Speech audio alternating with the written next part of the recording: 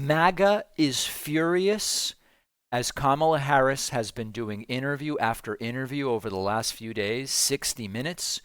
She'll be doing The View, was on Stephen Colbert, the Call Her Daddy podcast, and Howard Stern. Now, we're going to look at some clips from the Howard Stern interview, and this has generated so much controversy. Every time that Howard Stern interviews someone and reveals his preferences for left-leaning elected officials, the MAGA people, the Magadonians, the Magapotamians, they come out of the woodwork and they just attack Howard Stern. They go, Howard hasn't been relevant since he went to satellite radio. Or Howard's show isn't funny anymore. Or Howard now is just doing D-list interviews. They get furious when Howard says, hey, I don't like what Trump's offering, and here's what I prefer. And in this case, it's Kamala Harris. Now, as many of you know, Howard Stern has expressed publicly he's a fan of the David Pakman Show. I've been listening to Howard for decades, and I think it's fantastic that Howard is speaking out politically. And as I've said before, the marketplace of ideas will determine whether he has an audience. If you don't like what he has to say, if you find it disgusting that he supports Kamala Harris over Donald Trump, just don't listen to him. Vote with your dollars, as you always say the free market says that you should. I thought that this interview was excellent. Here is a clip of Kamala Harris explaining what it is about Donald Trump that would be such a disaster for women in this country, and she explains it well. Take a look at this. Something drives me nuts with Obama's presidency. He had the opportunity to appoint someone to the Supreme Court. Mitch McConnell goes, F you, you're not appointing anyone.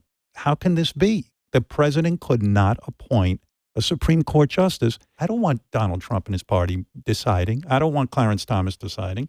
He hand-selected 3 members of the United States Supreme Court to do exactly what they did. Take away the right of an individual to make decisions about their own body. Like, I ask people to take a step back. Let's just think about it this way. Whatever your gender. Right. And it's not about abortion. You have basically now a system that says you as an individual do not have the right to make a decision about your own body. The government has the right to make that decision for you. So regardless of how you feel about abortion, think about what that means. You know, the strength of America includes that we have been committed as Americans, as part of our spirit, to the expansion of rights. Right. And for the first time, we're seeing a restriction of rights, fundamental rights, including what could be more fundamental than to make decisions about your own body. And that's what has happened. And Howard, to your point, look, this issue is not about trying to convert people, right? Right. Because one does not have to abandon their faith or deeply held beliefs to agree. Right. The government shouldn't be telling her what to do with her body. She will talk with her priest, her pastor, her rabbi, her imam, but not the government. This was a very good interview. I encourage everyone to check it out. And what I found most interesting about it, and I'm going to address in a moment that Howard was fawning over Kamala, as some people wrote to me and said, David, it's embarrassing, Howard fawning over. What I thought was really good about this interview is that Kamala Harris's personality comes out, and I think it comes off positively. I experienced this personally when I went to the White House in March, right around the State of the Union, and met with Vice President Harris. And the person I saw there was very different from that which at the time we were getting through media interviews. Now, I think since she's become much better at being interviewed and comes off in a much more personable and sort of erudite, didactic, gregarious, and interesting way. But the Howard Stern interview was very good as far as that went.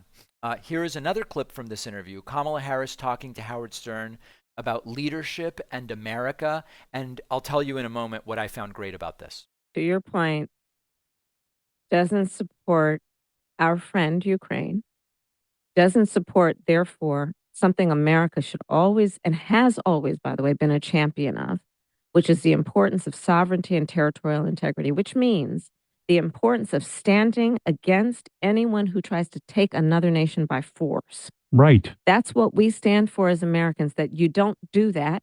And if you do that to our friends, we're going to stand with our friends. You're getting played. And some would say, look, I grew up in the neighborhood. Some would say you're getting punked. Yeah. If you stand in favor of somebody who's an adversary over your friends on principles that we all agree on. And you look at it, it's not only that. He says he's going to be a dictator on day one. Understand what dictators do. They jail journalists. They put people who are protesting in the street in jail. He said he thinks he wants to go after Jimmy Kimmel, a comedian. He wants to go after Stephen Colbert and Seth Meyers. Even if someone had said years ago when I remember presidential races, if someone said, "Oh, Kamala Harris isn't a black woman," they would have been out of the. They would have been out of the. Yeah. That would have been it. Would have been over. I mean, how do you challenge that? Well, What do you do with that? But back to the point. So what I think is best there is that increasingly, I don't really like seeing politics as good versus evil, as dark versus light, or some of the ways that politics is framed, I increasingly find distasteful. It is impossible to pay attention to this election and not see the stark contrast between the apocalyptic negative vision being put out there by Trump and the positive vision being put out there by Kamala Harris and Tim Walz. Later in the show today, I'm going to play clips for you of Donald Trump being interviewed by comedian Andrew Schultz. And one of the things that Trump says is, I don't even think you can say America is great right now. Greatness of a country is a kind of a squishy thing, but there was a time when Republicans would never say that. They would always say, America is great. It's the greatest country, they would say. But maybe there are problems that I would like to solve differently. I don't think Democrats are the best stewards, but America is great. Now it's straight up apocalyptic. America's terrible. We're humiliated. Economy's bad. This is bad. That's bad. Kamala Harris did a really good job of putting out that positive vision. And I think that it was a really great thing. Now, let me briefly address, before we get to healthcare policy from the interview. There are people who have criticized this interview as a fawning interview.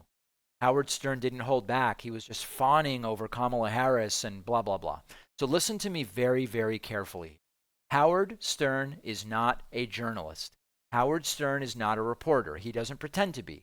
He's biased about everything he talks about on his show in the sense that he's not neutral. If he's talking about a reality show, or he's talking about whether a woman is or isn't attractive, right? The sort of stuff that maybe he was known for some time ago, whatever.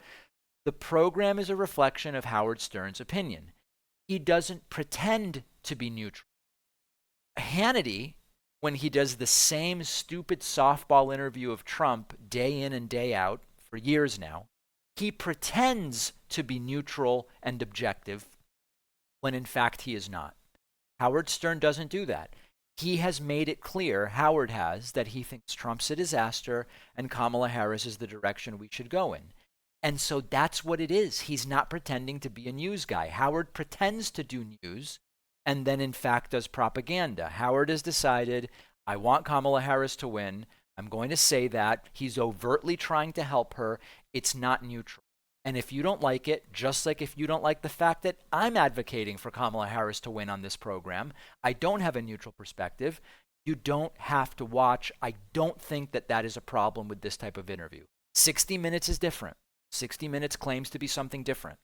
And that's why Trump didn't do it. That's the fascinating part. Kamala Harris did and subjected herself to fact-checking on 60 Minutes. Trump turned around and went home because it would have been too tough of an interview. Now, one just final thing here. There was a very interesting moment. I encourage you to check out the whole interview, but there was an interesting moment during the Howard Stern interview where the topic of Project 2025, Social Security, Medicare, the Affordable Care Act came up. And I want to play a little bit of that for you here. Like I announced today, my plan to make sure that Medicare covers at-home elder care, because probably a lot of your listeners are in that sandwich generation. Oh, my God. Where they're taking care of young kids and their elder parents. My mother's 97 years old. I'm not even going to tell you how old I am. I know you think I'm 30, but I am so old. And I have an old mother, 97 years old. The cost is, people don't know this yet. If they're not taking care of somebody elderly, it will bankrupt you.